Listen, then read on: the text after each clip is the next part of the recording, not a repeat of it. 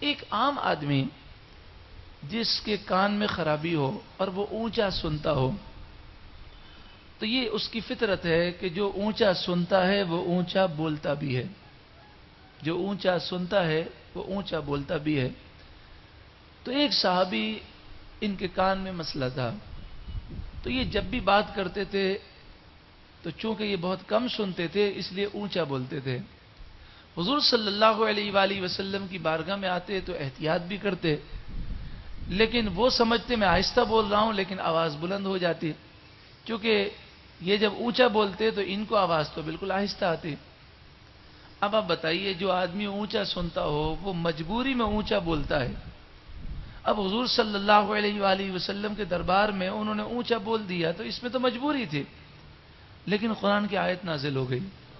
اس سے پتہ چلا کہ حضور کے دربار کا معاملہ کتنا نازک ہے، اور حضور کے دربار کا ادب اللہ نے سکھایا.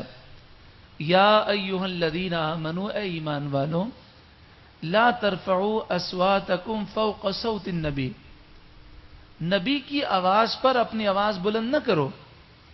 ولا تجہروا لہ بالقول، اور چلا کر بات نہ کرو. کجہر بعضکم لبعض ان تحبط اعمالکم، جیسے تم آپس میں ایک دوسرے سے چلا کر باتیں کرتے ہو کہ کہیں تمہارے اعمال برباد نہ ہو جائیں. وانتم لا تشعرون، اور تمہیں شعور بھی نہ ہو. مفسرین نے فرمایا کہ اعمال برباد اس وقت ہوتے ہیں جب کفر ہو جائے.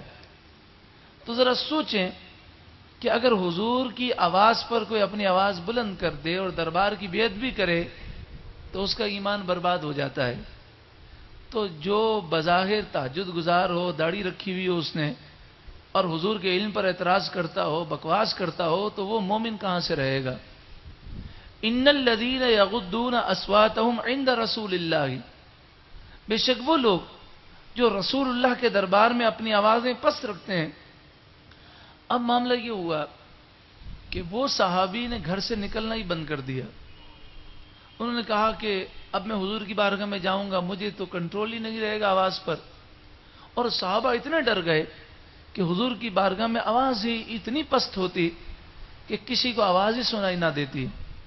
تو اب بظاہر کوئی دوسرا ماحول ہوتا تو لوگ کہتے بھئی اس کا یہ مطلب نہیں ہے.